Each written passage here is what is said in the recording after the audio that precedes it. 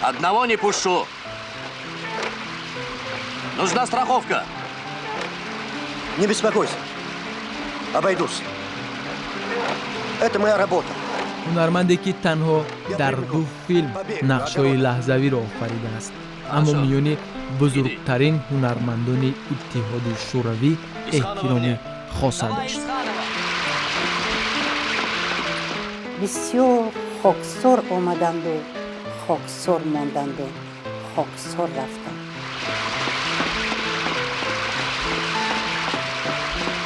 نازکی های این هنر حرفوی اکتوری از اون کسی یاد گرفتیم. Я хочу помочь вам. Я новый сотрудник. Моя фамилия Каримов. و مکتبی خاص خود رو منکس بنیاد کردم.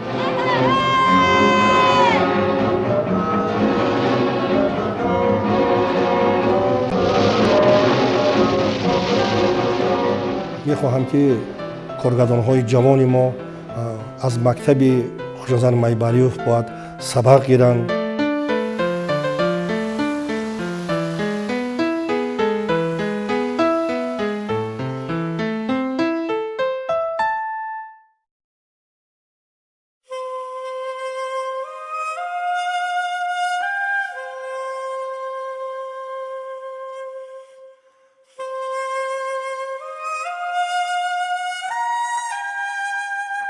хушназар майбалиев дар деҳаи дерзуди ноҳияи рӯшони бадахшони кӯҳӣ ба дунё омадааст.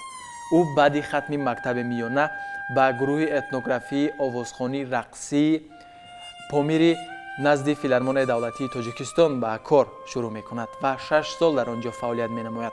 баъди 6 соли фаъолият дар ин гурӯҳ ҳуҷҷатҳояшро ба донишкадаи давлатии фарҳанги шаҳри Москав месупорад ва дар он ҷо 2 сол таҳсил менамояд.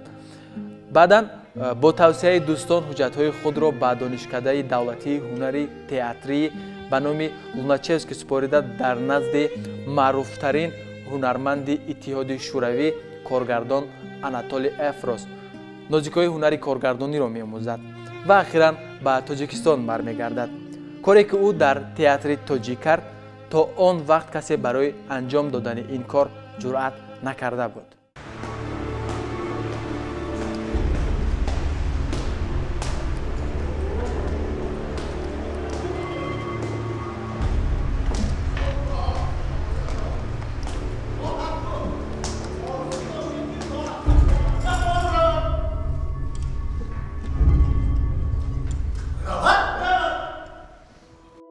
хушназар майбалиев ба душанбе ба театри лохутӣ омаданд ва кори дипломиро, яке аз асарҳои драматурги Қирғизистон Марбайҷиев ҷанги тан ба танро дар саҳна гузоштанд. эълон карданд ки Марьям Исоева, Маҳмудҷон Воҳидов, Атом Муҳаммадҷонов, Нисо Мамаҷонова ҳозир шаванд ба мулоқоти хушназар майбалиев. мо омадем шинос шудем. баъд ин кас ҳама хеле шармгин, ҳама хел бо ҳаё, ҳатто бо мо гап зананд, чашмашон ҳама хел ба рӯи мо нигоҳ намекарданд, чашмашон поён. баъд гуфтанд ки ман мехоҳам кори дипломима ҳамроҳи шумоёна интихоб кардам. мо он вақт хеле ҷавон будем худамо, мисли ҳамин хушназар майбалиев будем. мо намедонистем. азбасе ки вай режиссёр гуфтам, фикр кардем ки вай аз мо чанд сол калон будагист. хушназар майбалиев бо як илҳоми баланди эҷодӣ ҳамроҳи мо кор мекарданд. ҳамаи мақсади барои чӣ мо ин асарро ба саҳна гирифтем ва ба он кор шурӯъ кардем ва ҳамаи вазифаҳои мо ҳунармандонро мефаҳмонданд. мехоҳам ки гуфт шумоён самимӣ бозӣ кунед. анамин дар ҳаёт чӣ хел аст, ана ҳамин хел бозӣ кунед. дар ин ҷанги тан ба тан ман дидам ки тамоман сабки дигар ба саҳнаи мо омад. сабке ки инҷо кӯшиш на ба сохтани сюжету на ба драматургияи умумию ин чизо, бештар таваҷҷӯҳ ба шахсияти ҳар як қаҳрамони спектакл дода шуд. яъне қолаби театрро шикаст ва اینم رویه که باطین اکتیور نه فقط ظاهر بلکه باطین هنرمند را او بیرون می آورد و روی صحنه می آورد. باید که قصاصش بگیرم با وحشت. یک لحظه بکنید استراحت با این غم. یک لحظه چطور استراحت بکنم؟ این درد مرا نیست دوای تسکین. وقتا که بکشنده ندارم نفرین.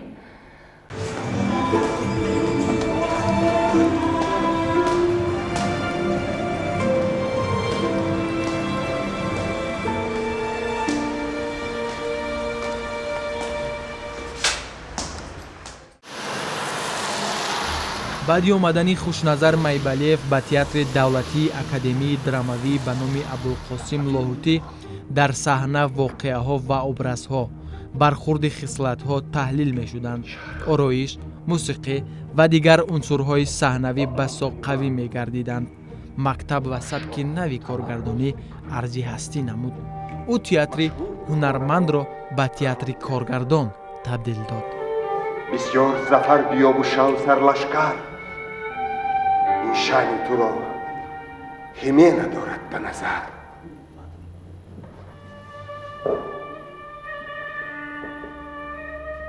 соли 1970 хушназар майбалиев ба асари мирсаид миршакар корвони бахт муроҷиат карданд ва ба ман нақши писарбачаи навраз, писарбачаи 10-12 сола спориданд. ман хеле дар ҳайрат мондам. ман пеш аз ин ягон бора ин хел нақшҳоро намеофаридам ва дар таҳлуқа мондам. лекин бо ёрдами хушназар майбалиев, бо маслиҳатҳои он кас ба фикрам аз оидаи нақш баромадам. махсусан ман ҳеҷ вақт фаромӯш намекунам як эроди он касро ки он кас ба ман маслиҳат додан. гуфтанд ки кӯшиш кунед ҳамин кӯчаҳои душанбе ба чах занеду тамошо кунед ки чӣ хел ҳамин писарокҳои 10-12 сола мегарданд, муроҷиат мекунанд нисбати якдигар ва ҳама асоси чӣ хел онҳо хоккей бозӣ мекунанд. масалан то ин дам солҳои масалан 78, 79 то ҳамин солҳо театр буд. албатта ман намегӯям ки театр набуд. театр буд. ҳунармандони хеле варзидам дар ин ҷода кор мекарданд, махсусан дар театр ба номи абулқосим лоҳутӣ. вале ин ҷараёни романтикӣ бисёртар вай буд. масалан аз қабили рустаму суҳроб бар ин чизҳо, аз қабили масалан он чизҳое ки гӯё ки заминӣ нестанд он вай асарҳо, аз рӯи ҳамун афсонабашара гапзаниҳошон ҳама михел буд, муносибатҳо ба ҳамдигар ҳама михел буд. ва вақте ки майбалиев ворид шуданд тамоман ба замин фароварданд. зиндагии ҳозира. дар боғ дар назди пояҳои гулмонак сими барг канда шудааст. усторо гирифта биёр, ҳатман дуруст кунад. хуб шудаст, хуб шудаст. сабки устод психологӣ ва фалсафӣ аст. он кас ба умқи масъалаҳоу проблемаҳое ки дар саҳна дар драматургия гузошта мешуд ҳамун чизҳоро меҷустанд. ва яке аз хусусиятҳои дигаршон ман гуфтам ки устод кӯшиш мекарданд ки ҳамун паҳлӯҳои нуҳуфтаи актёра бедор мекарданд ва мехостанд ки актёр ҳамеша дар ҳамун вуҷуди худаш ҳамун чизҳои пӯшидааша дар саҳна эҷод кунад ва ошкор созад. این مویی که گرد و چنگی میدان دارد، این تن که 1000 زخم پیکان دارد، این دست که خصم شاه را تلقان کرد بر خاک همی رفت به صد حسرت و درد.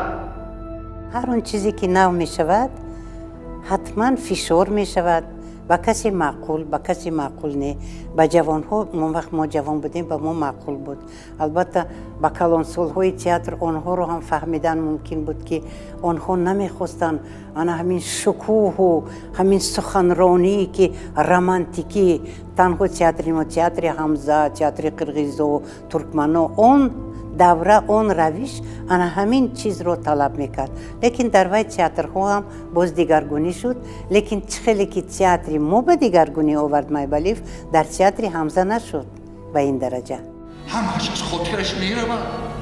نه نه تو نگاه کن به این خانه به این مبل. با آمدن استاد انهمو فضای اینتלקتوالی، فضای جویندگی، نوآوری خیلی بالا رفت.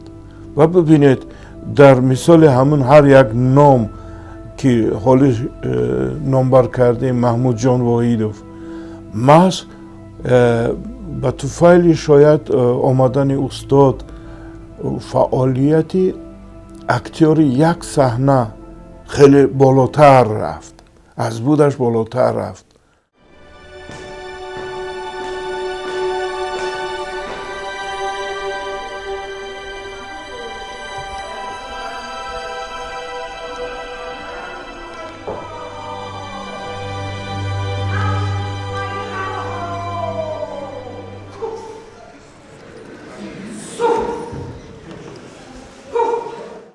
хушназар майбалиев дар баробари фаъолияти пурсамари худ дар театри давлатии драмавии академии ба номи абулқосим лоҳутӣ инчунин дар донишкадаи фарҳанг ва санъати ба номи мирзо турсунзода низ ба толибилмон дарс мегуфт ва аз худи ҳамин донишкада донишҷӯёнро барои саҳнаи ҳирфаӣ омода мекард.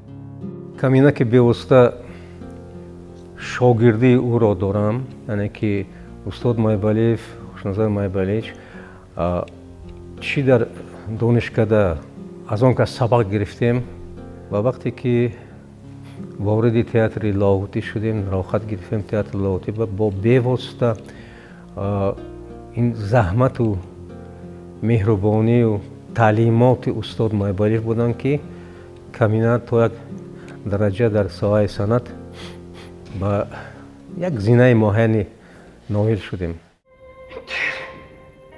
با امر قضا و قدر آمد بنمود دلم پاره، باید که به میدان ببرم چون مرد، نیست دیگر چاره.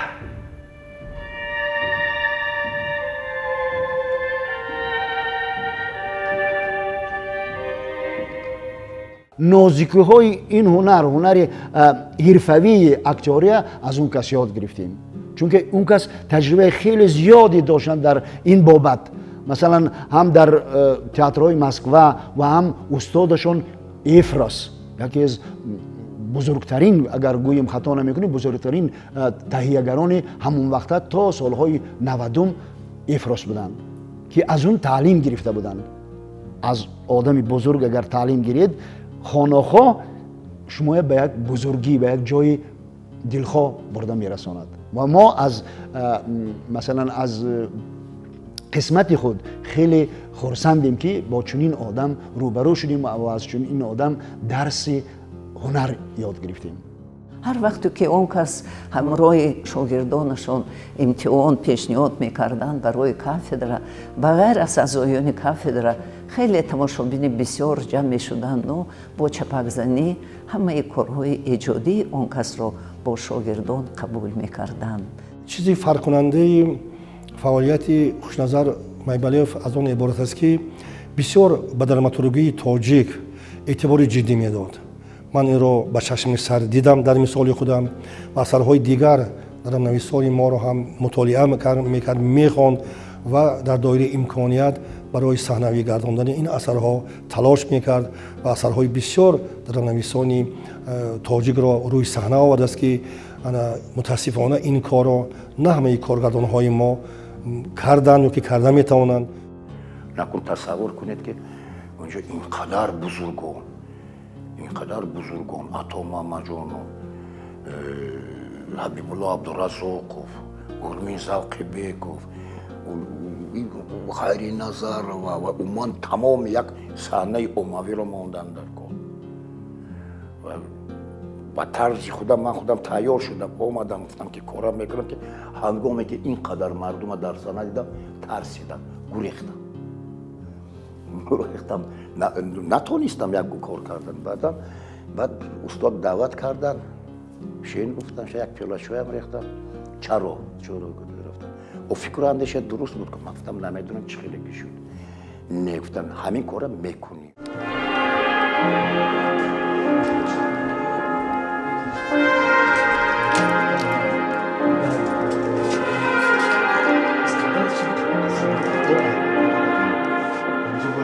یا ما همجا دمیر ساخته دادمشون با خدا کو ای چی ورن ساختیم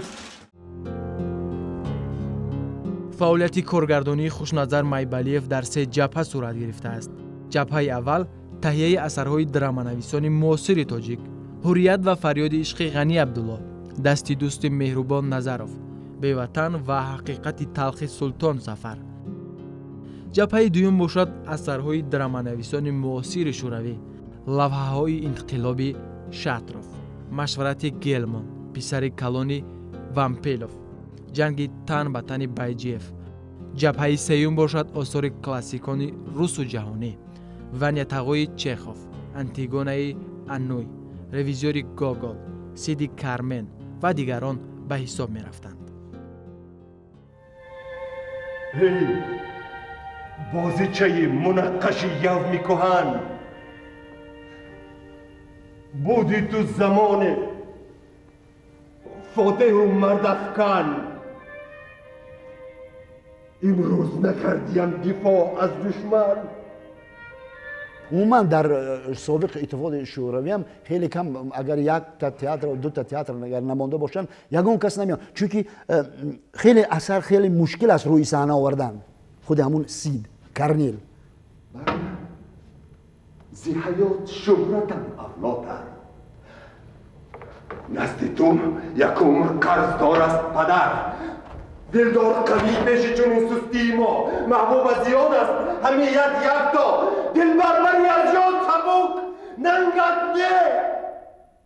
کو همون دوره های چغل آورده اینجا هم نزاعهای مثلا نزاعهای در سطح بلندی که برای رسیدن به هدف خودشون از هرچی مثلا استفاده میکنن، یا از کشتار هم دست نمیکشند، از با هم دیگر رقابت کردن دست نمیکشند. همین خیلی موضوع ها بود و خوشنظر مایبالیچ همین خیلی کاری کردن که این اثر هم روی صحنه تاجیک زنده شد و به همگان معقول و مقبول گردید. با غیرت تو شهرت ما افزوده. سال 1971 خوشنظر مایبالیف اثری درامنویس مشهور فرانسه ژان انوی آنتیگونه رو به کار گرفتند و نقش مرکزی رو آنتیگونه رو به من سپاریدن. شاه کریون رو هنرمند مردمی اتحاد شوروی اصلی برهانوف کار کردن و وقتی که منعقدان ما در تاجیکستان تماشا کردن و مخصوصا وقتی که منعقدان مسکو مثلا خایچنکو و باز دیگر رو کدام چاره‌بینی بود آمدن و این نمایش رو تماشا کردن، با کار کارگردانی خوشنظر مایبالیف و هنرمندان بهای خیلی بلند دادن. کم تا کم در تئاتر یافت میشد که از 100 تا اثر زیادتر نمایش داده می شود. کاروان بخت از 100 تا نمایش هم زیادتر بود و در همه جا یاد همون اون دوره هایی میکردن که این اثر روی صحنه آمده بود و یاد اون روزهایی میکردن که برهانوف در رول لنین در همین صحنه 10 دقیقگی چخیل ماهرانه بازی کرده بودند.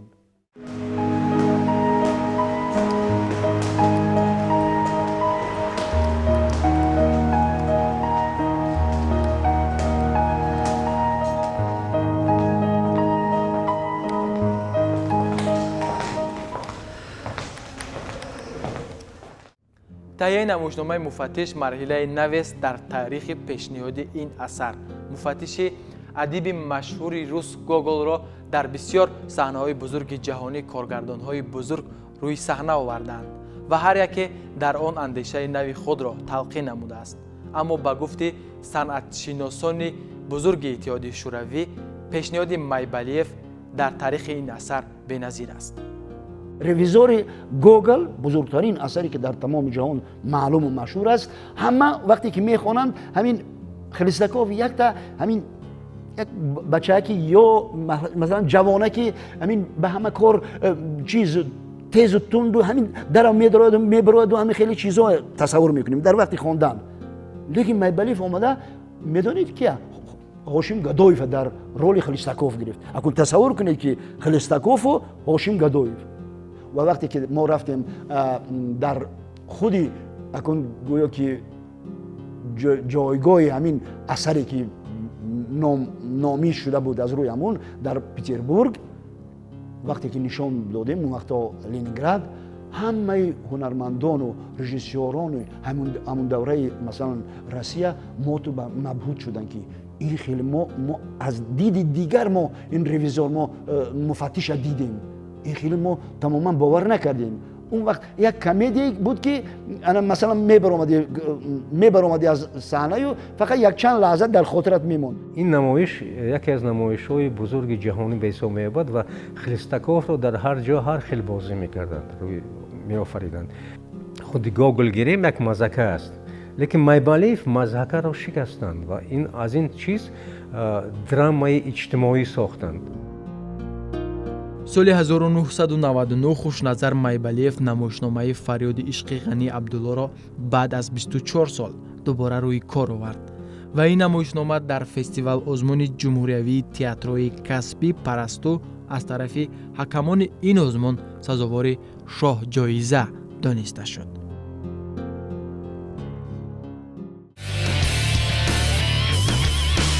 ولی امروز سر موضوع تئاتر امروزی تئاتر تاجیک اندیشه ها مختلف هستند. اینجا آخران مصاحبه اوست.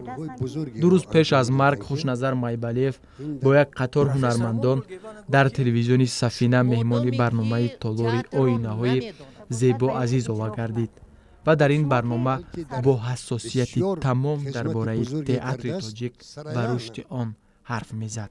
تئاتر باید مقصد اولی داشته باشد. بی مقصد اولی صنعت بلند نشون داده نمی شود.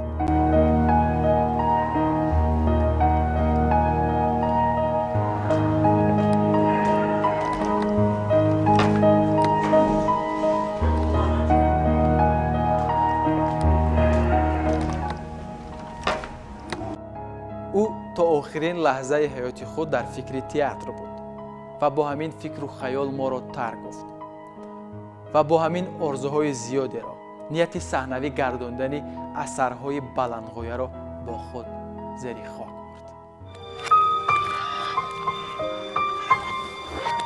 برد. چه من بودم یک سوالی که رو پنیمه فرقات من زنده شما البته که خوش آمدید باشید استاد یعنی که من نمیدونم از پوزیشن امروزه که همش سرکارگران آورده جای خودم به نشوندن که لازم هستن استاد لازم هستید برای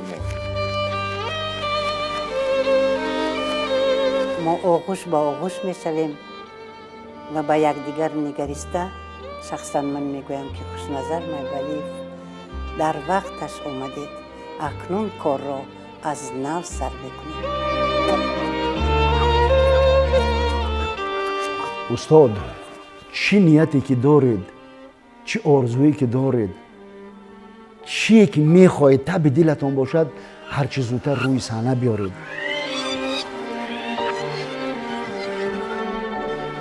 شکر خدا میگویم که شما باز برگشتید.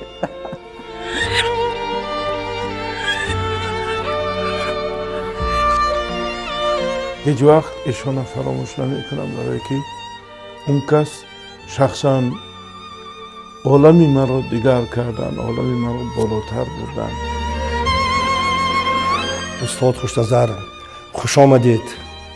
ما شما را انتظار بودیم. صحنه تاجیک تئاتر تاجیک شما را انتظار بود.